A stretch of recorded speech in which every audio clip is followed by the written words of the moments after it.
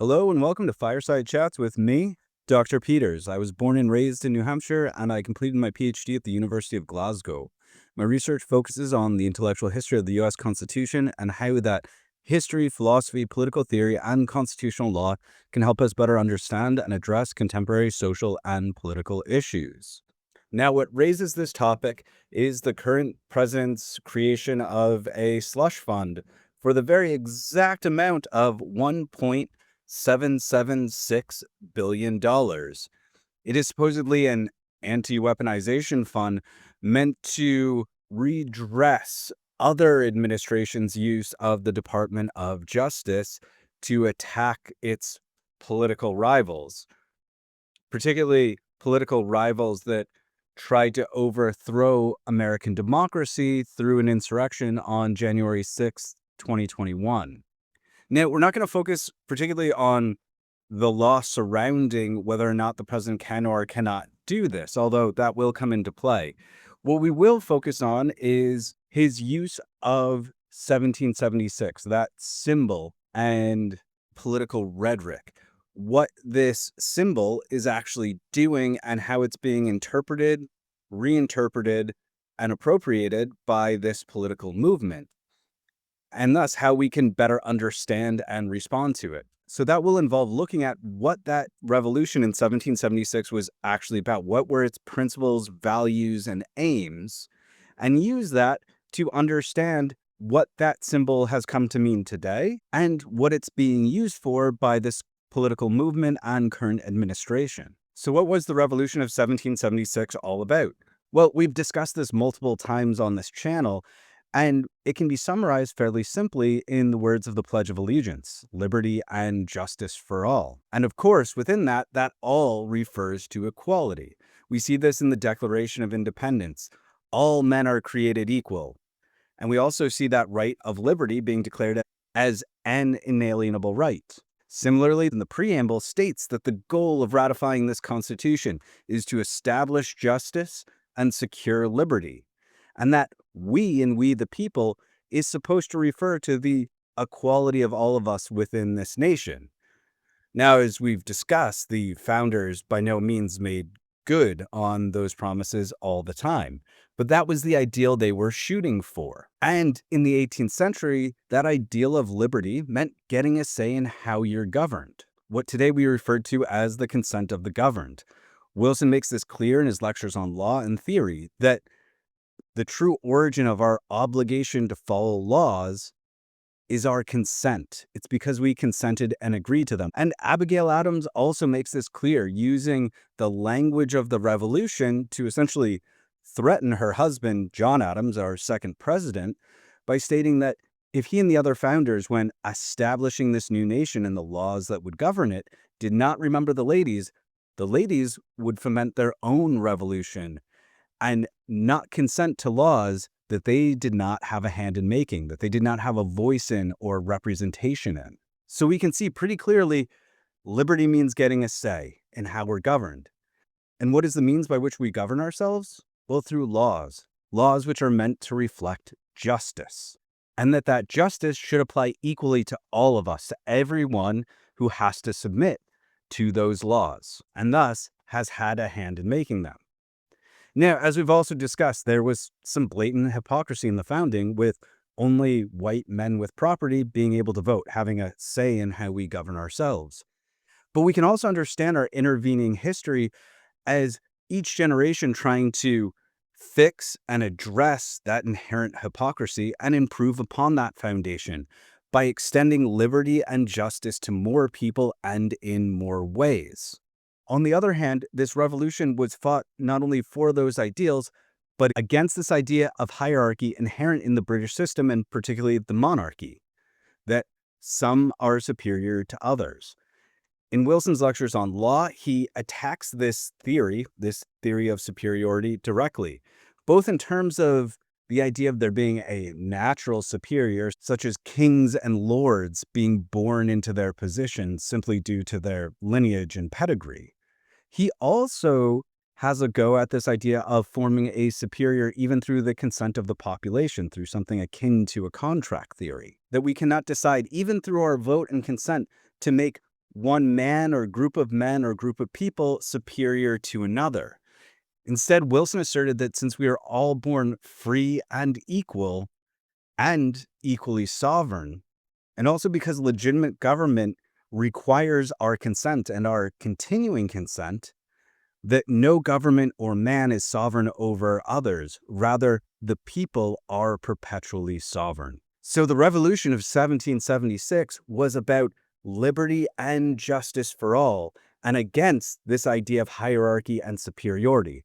Now, again, it was far from perfect, and we've discussed this in earlier chats. But our intervening history, we can see as the ongoing tension between the ideologies of hierarchy, whether it be in race, gender, religion, or socioeconomic status, wealth, and on the other hand, ideologies of equality, liberty, and justice for all. The Civil War, the Reconstruction Amendments, the Civil Rights Movement, women's suffrage, legislation that tries to realize gender equality. And we can even see this in the presidencies of Teddy Roosevelt and his cousin Franklin Delano Roosevelt, FDR, in their pushing back against the power of wealth and the captains of industry or robber barons. Teddy Roosevelt did this through trust busting. He broke up monopolies and thus the ability of these wealthy elites to create their own little fiefdoms in which they could treat their workers essentially as serfs, exploiting them for their own profit. And we have FDR with the New Deal, who institutes social programs like Social Security and a minimum wage, which is meant to be a living wage to protect workers from exploitation, from the imposition of a hierarchy between those wealthy elites, those captains of industry or robber barons, and the people who work for them. So again, not only 1776, but this continual progress, this continual revolutionization of our nation and how we push back against these hierarchical ideologies is a continuing theme throughout our nation's history. And I would argue one of the things that defines America and Americanness, particularly when we look at it in the light of James Wilson's model of democracy that reimagined democracy as a continuous progressive revolution. So with that, let's look at what 1.776 means in contemporary politics. What is the president referring to with that number? What is that reference meant to do in terms of political rhetoric and movement? And accordingly, how we can understand and respond to it. In one sense, the president's 1776 clearly refers back to January 6th, that attempted insurrection. 1776 was a rallying cry amongst the insurrectionists and was tweeted out by people close to the president. They saw this as a 1776 moment, a revolution. And so in that sense, it is also referring back to that founding 1776.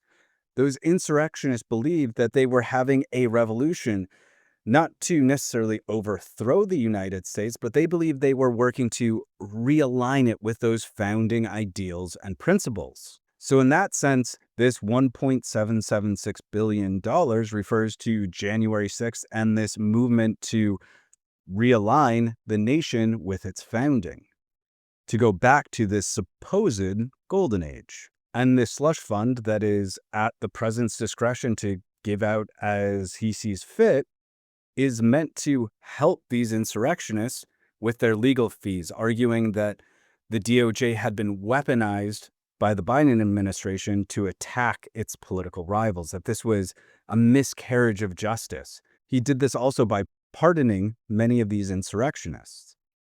Now, the question is, does it actually align with those founding principles? When it comes to liberty, clearly January 6th does not align with 1776. As we've discussed multiple times, one of the ways that we have a say in how we're governed, one of the most concrete and fundamental ways, is through the vote. And what the January 6th insurrection attempted was to overthrow and stop a free and fair democratic election because their guy didn't win. Now, the people actively protesting and being involved in this thought that the election had been stolen because the president told them so. They thought they were saving democracy, even though in reality, the facts illustrate they were overthrowing it, or at least attempting to. Now, let's look at the creation of the slush fund. It essentially has no democratic oversight. In the United States, the way the government can appropriate funds for a certain cause is either through a piece of legislation originating in the House of Representatives or through a court decision. Now, the president's DOJ settling with the president out of court, in my opinion, doesn't even pass the whiff test. And clearly, the House of Representatives did not create a piece of legislation and then pass that legislation and then send it to the Senate to pass in order to appropriate these funds, both for the president and his friends and this slush fund that is simply at his disposal to use as he would like. Now, importantly, what that has to do with liberty is the reason we have that stipulation that legislation that both raises taxes and spends that money, your money and my money, is because of that rallying cry in 1776. No taxation without representation. It was the people's direct representatives that had to vote on money bills. That's why the House holds the purse strings. So when the president directly ignores and circumvents that very particular stipulation that our founders put in for a reason, they would see it as eroding our liberty. So clearly, both this slush fund and January 6th do not align with our founding principle of liberty, and moreover, are working to erode it and destroy it. And we can see something similar at work when it comes to this principle and value of justice. Clearly, attempted insurrection is unjust. However, this slush fund and the president pardoning these insurrectionists is a further miscarriage of justice. And on a deeper level, it undermines this foundational principle that it's supposed to be justice for all, that we're supposed to have the objective application of law.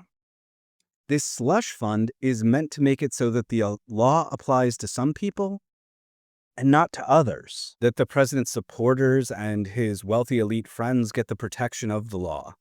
Well, to everyone else, the law becomes a weapon to enforce the authoritarian dictates of the current president. And this makes the name of this slush fund, the anti-weaponization fund, even more of an exercise in gaslighting the rest of us. Because while this slush fund is meant to protect his supporters, make sure the law does not apply to them, he has used the DOJ and the law to actively go after his political rivals, whether it's James Comey or comedians like Jimmy Kimmel and Colbert. Not to mention people's representatives and senators like Mark Kelly and others who said that our soldiers should not obey illegal orders, which is simply stating the law. However, again, many of the president's supporters, the normal rank and file everyday Americans, have believed that the Biden administration weaponized the DOJ and the legal system to attack their political rivals. That's what all these investigations about the current president were about. They were about weaponizing the legal system to take down their political opponent, not because he's actually a snake oil salesman and a criminal. Finally, let's look at equality. Now, inherent within this political movement is the attempt to reassert a hierarchical order, where, as we see with laws, they apply to some people, but not to others, particularly those in positions of privilege within the administration, within the government, or those who just have enough money are protected by the law, but not bound by it.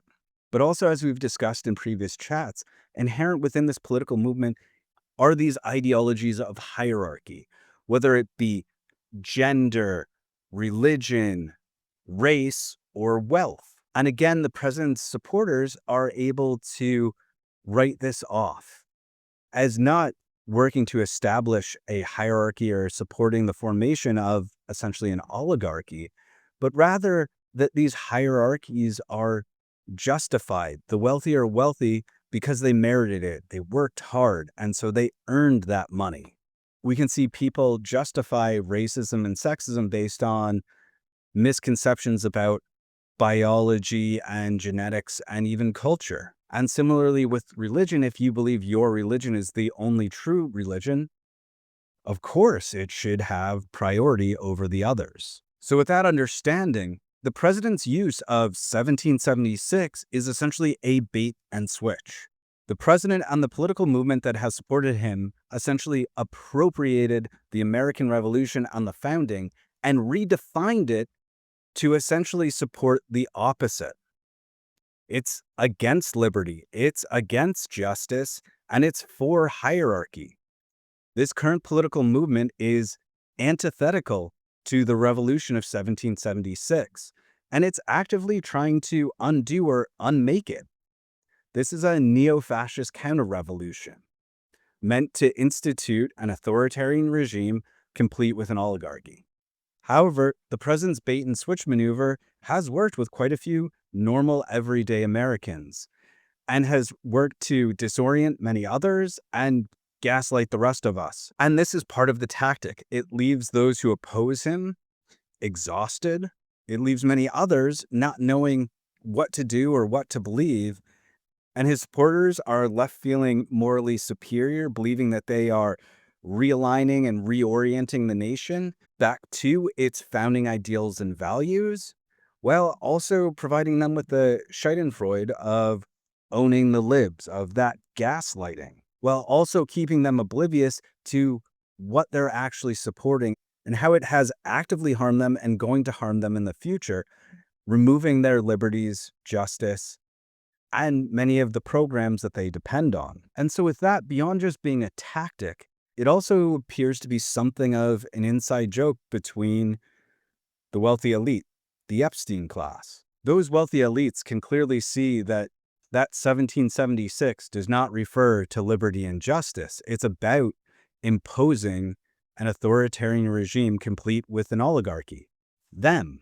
They are going to be the new oligarchs. And so they see it clearly and they're all for it. They are all for this neo-fascist counter-revolution. And so by using that label, it would appear that they are having a joke at these people's expense and more likely just illustrating their utter disgust and disrespect for this group of people specifically and the American people generally. And they feel entitled to this because whichever hierarchical ideology that they believe and belong to, their elite status, their superiority is justified. So how do we respond to this counter-revolution looking to overthrow and replace our democratic republic with an authoritarian regime? Well, we recognize and reassert what our founding values and ideals and principles actually are. Now, if you're a regular viewer, this likely sounds repetitive,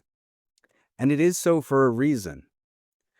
Part of this tactic of using the iconography, symbols, and trappings of the American Revolution is to disorient and confuse us, to make it difficult to tell the difference between truth and falsehood. And how we deal with that is to use our founding values and principles as something of a touchstone of reality, and looking at how they've been applied and realized throughout our history. This gives us something of an anchor and helps us to see more clearly through the propaganda and political rhetoric. And it helps keep us from falling for this bait and switch maneuver. Moreover, it helps us see a bigger picture. Often we're overwhelmed by each new incident or event that's attacking the Constitution or the principle of justice or the idea of liberty, and we feel overwhelmed. When we see it in this light as all connected as part of a bigger picture, these events are simply battles in an ongoing war or a tactic being applied and reapplied. The tactic being employed in the creation of the current slush fund is the same one that was used at January 6th. And it's the same one that's been used over and over again to justify slashing social programs while cutting taxes for the wealthy.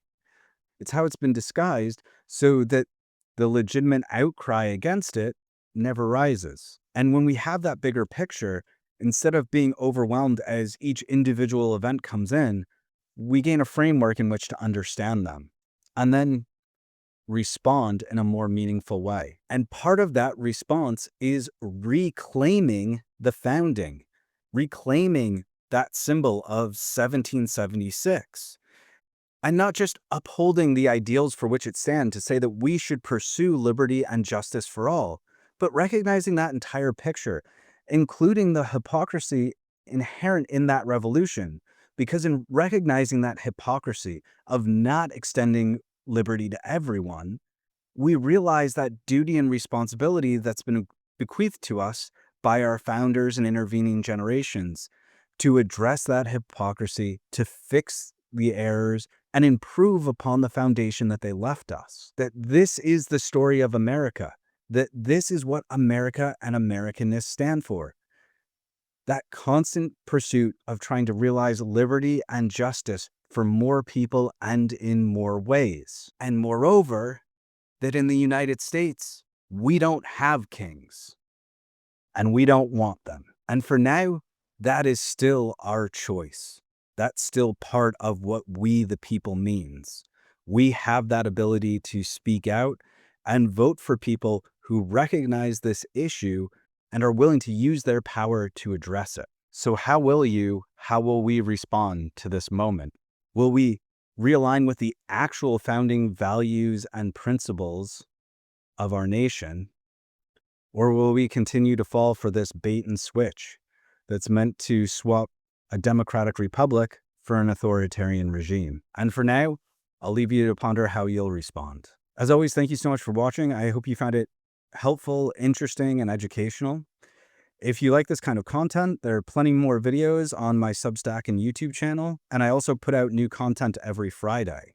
And that includes an essay that accompanies each of these videos that goes into more detail and presents a somewhat clearer argumentation style. Also, if you like this content, please do subscribe, like, comment, and ask questions.